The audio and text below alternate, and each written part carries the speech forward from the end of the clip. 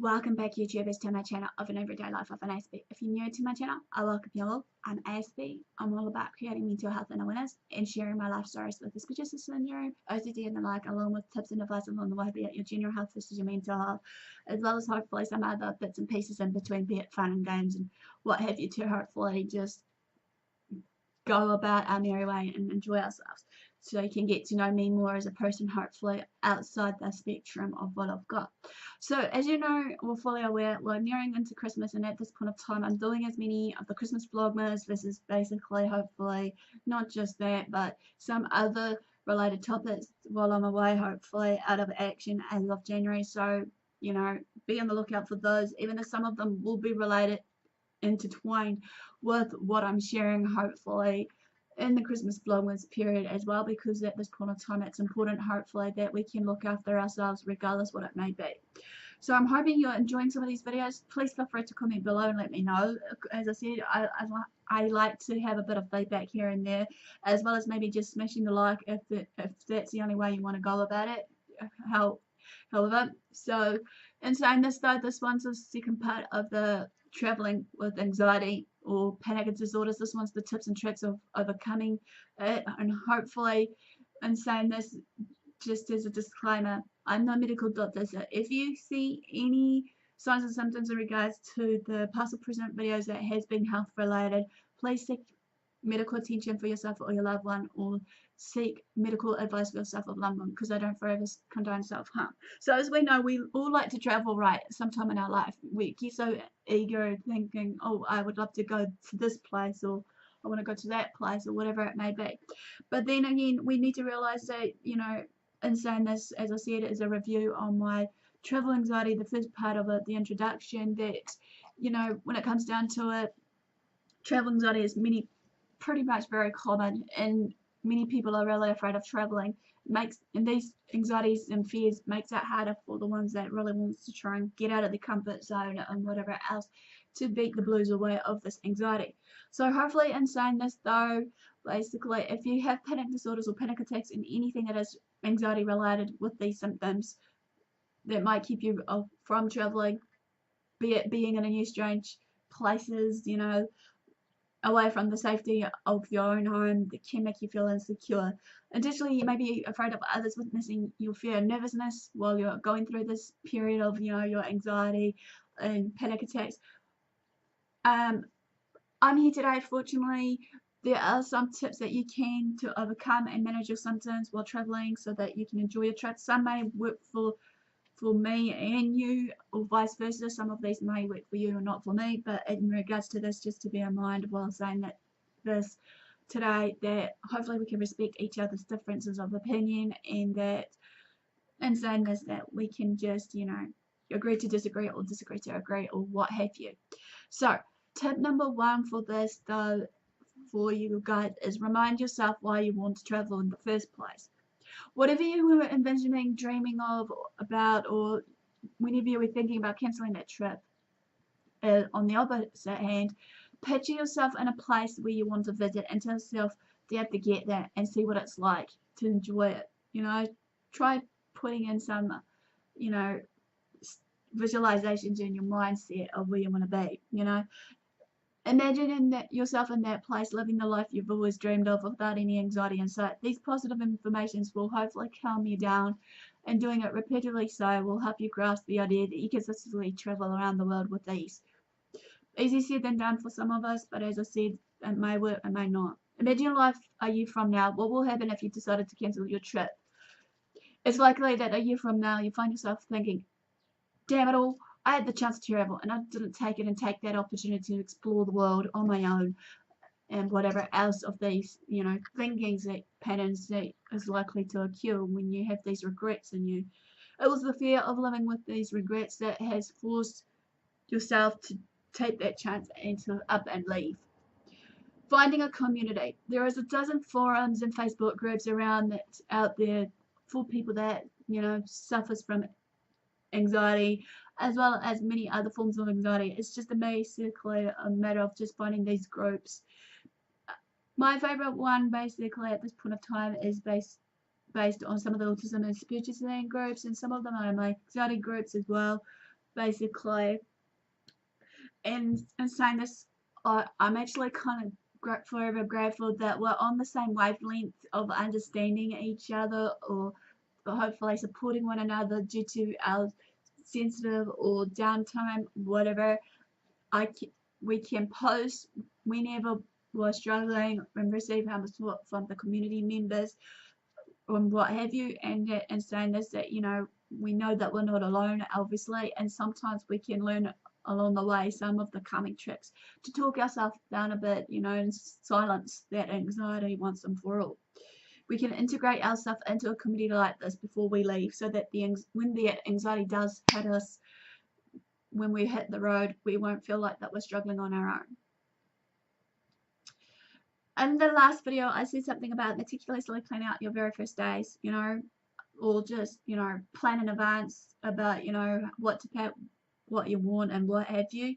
Anxiety often stems from feeling like you're not in control. As I said, sometimes we feel that we need to be in control of everyday situations, regardless what it may be, or what we're planning. So a way to negate this to plan out every detail of our very first day or two on the road. Some of the suggestions is maybe for this is: number one, look for a map and photos of the Royals terminal of the airport and plan your route through that building. Or even in saying that, maybe have a, like, what you call it, screenshot of it all, so that you know where in advance you have to be in it. And maybe in saying this part of it, when you're looking for a map and photos of the arrival terminal, and that, of the screenshots and stuff, maybe just practice going into the terminals, or just, have the feel for it if need be, just little steps at a time maybe on this front.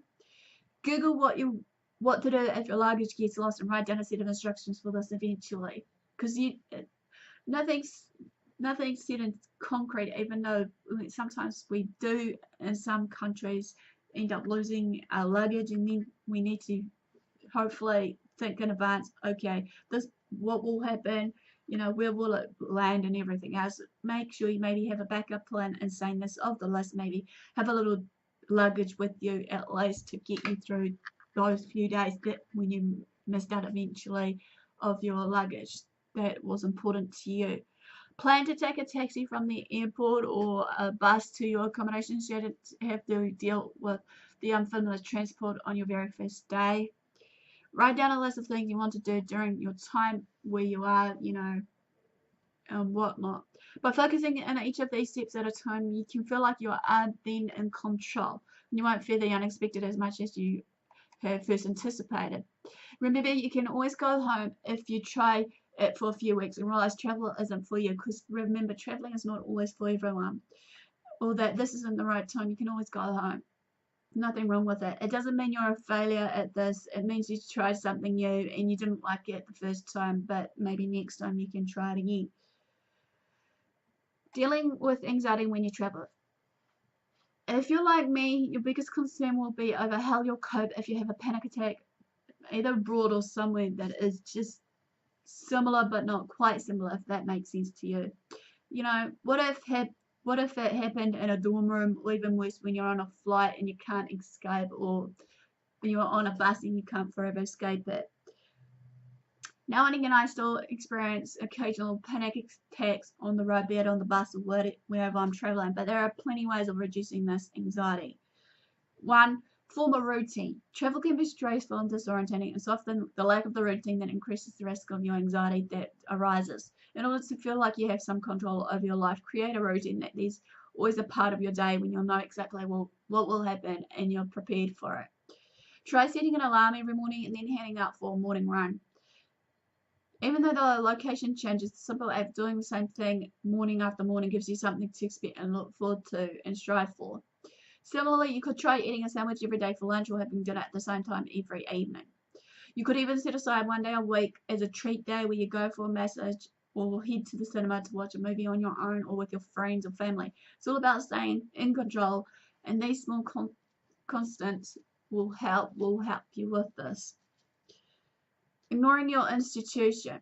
Practically every article I've heard and read about staying safe on the road tells you to listen to your own intuition. The problem for anxiety sufferers, however, is that your instincts will always tell you something bad is always going to happen. If I paid attention to my intuition every time I would really ever stepped outside of my house, I would rather have gone on my trip and would never have accepted an invitation from new friends on the road or what have you. Set money aside for the bad days. It's important to save money while you're on the road, but forcing yourself to always go for the cheapest options can negatively affect your mental health. Staying in the dorm rooms night after night, long bus journeys to save a few dollars here and there, it can all add up to one big panic attack. So I recommend keeping a few $100s set aside for these everyday situations. It's unlikely you'll ever be as unlucky like me on the road though, however, but if you're ever experiencing something stressful and traumatizing, book yourself into a fancy hotel room, treat yourself to room service, and have a long hot bath to relax. Take time out of your schedule to make yourself feel good and new again.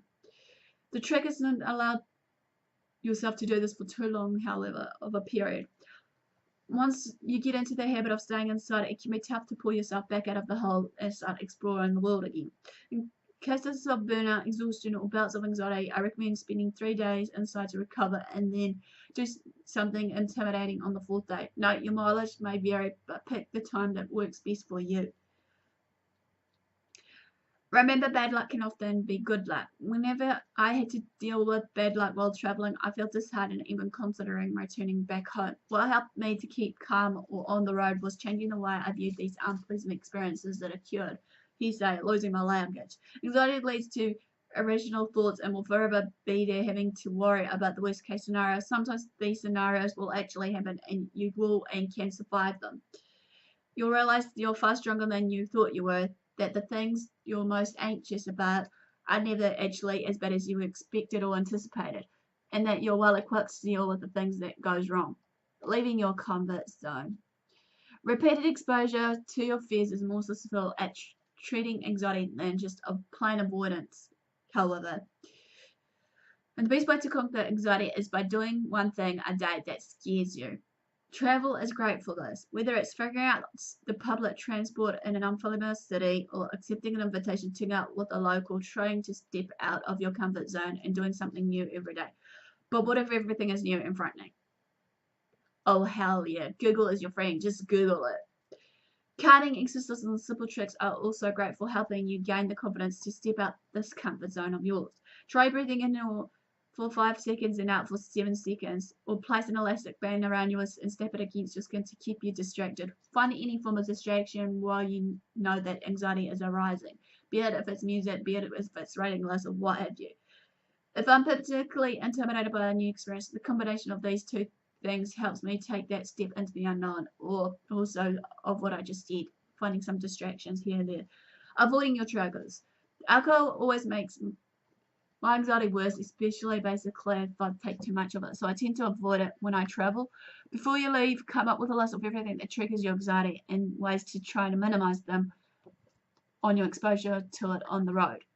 Not many people consider totaling when they travel, but if it prevents you from having a panic attack, it's well worth it. Don't compare experiences with others. It's easy to beat yourself up when you look at your friends' travel experiences or read a travel blog full of beautiful photos and glowing trip reports, or even just if you have friends that travel on the odd occasion and you're on Facebook and you're seeing this. Don't beat yourself up about it. If all you ever see is people having the most incredible time of their life, it can leave you feel like you're doing something wrong or making the most opportunity you have given let down and what have you. Don't let these feelings lead to more anxiety. Remind yourself that everyone curates, so you often won't see the bad side of their travels. Don't compare yourself to anyone else because you never know who's battling with anxiety behind the scenes or behind closed doors. Be prepared. When making your travel plans, also put some effort into planning and preparing how you're going to travel to deal with these everyday symptoms of yours. The anticipation of the uneasy travel will often bring more and more stress and anxiety about your upcoming trip. So as I said before, be ready to face your panic attacks by having a plan of attack of coping skills ready beforehand. For example, deep breathing techniques, visualizations, or meditation may be all you need to get through your fears. Practice relaxation techniques and on other self-help strategies in weeks before you travel, and you may find your symptoms stay under control on your next trip. As I said before, using distractions. When traveling, it is not uncommon to focus more on your symptoms. One way to manage your symptoms is to put your focus elsewhere. Instead of concentrating on the sensations in your body, try to bring your attention to other everyday activities. For example, you can bring along a good book, favorite magazines, or enjoyable games, or even some music. Turn your negative thoughts around by diverting your attention to happier thoughts or visualize yourself in a serene scene. Use affirmations to center on more calming thoughts, such as repeating to yourself, I am safe, or these feelings will eventually pass. Another way to distract yourself from these unpleasant physical sensations that you may feel is to bring yourself some awareness to your breathing. Focusing on your breathing can have a calming effect. For instance, start to bring attention to your breathing by breathing slowly and purposely. You can even become more focused by counting each of your breaths, counting on each refreshing inhalation and again on each deep exhalation. Once your breath has steadied, you can also relax your body. Intense feelings of panic and anxiety can bring tension and tightness through your body.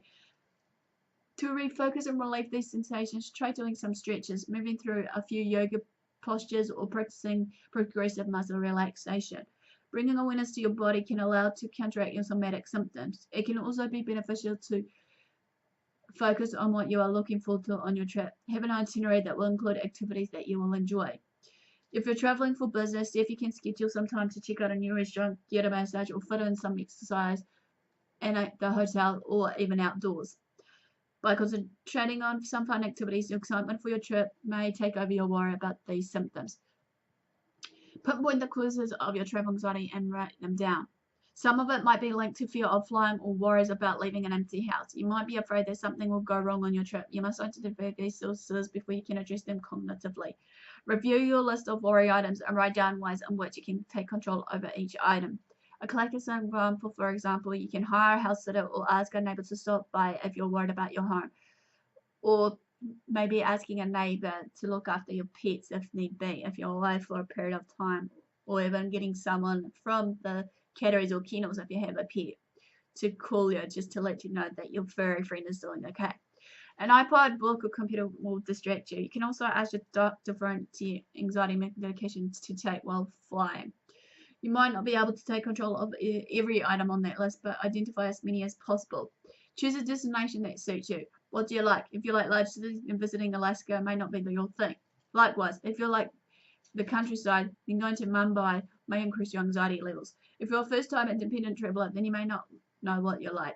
So choose a destination with a little bit of everything so you think of you may like wildlife parks, soft cheeses, etc., etc. Choose a destination that isn't too challenging. How easy a destination is will depend on your background and experience, such as which language you can speak fluently. If you're from Mumbai, then visiting Sikkim isn't a big challenge, but going to Sikkim as a first independent travel destination if you're from Scotland is a big leap. Try British Columbia first instead. As with the most things, the more you do something, the more better you get at it. With travel, it's good to find your feet in one or two destinations, then spread your wings. Don't worry too much about what to pack. Should I bring this or that? Should I take a jacket in case it gets cold at night? All these questions and more, and invariably these questions lead to a sore back and I want unnecessary tension. Whenever I feel these questions are bothering me, I bring everything back to the only things I really need to pack. If I'm not flying straight to the South Pole, of course, money supply, ATM card, credit card, primary transport documents, flight ticket, train ticket, etc. If you're going abroad, these three things are the sine qua non. Everything else is an extra bonus or more likely a hindrance. So the nights are cold at your destination, buy a local jacket and have a great souvenir of your trip. Traveling with someone else. Anxiety hates company, so travel with a friend or family member. It's good to have a travel buddy. Obviously, make sure they will be good traveling companions with you. Traveling can test any solid relationship, so go with people who are good communicators, who really want to visit your destination, not just for tagging along, and aren't more anxious than yourself. Many people with panic disorders have one or more loved ones that may feel comfortable and safe with. If possible, try to enlist a trusted friend or family member to travel with you. Make sure that your travel companion is aware of your fears and anxiety. Your loved one may be able to assist you in coping with your symptoms and boost your sense of security while traveling. For some, just having that person there is all that is needed to have much more of a relaxing trip. Booking ahead in advance. Using the web to book things you know you need before you go, like hotels for the hostels for your very first days. Lonely Planet even has a load of hotels and hostels you can book there and many other sites. Pace yourself,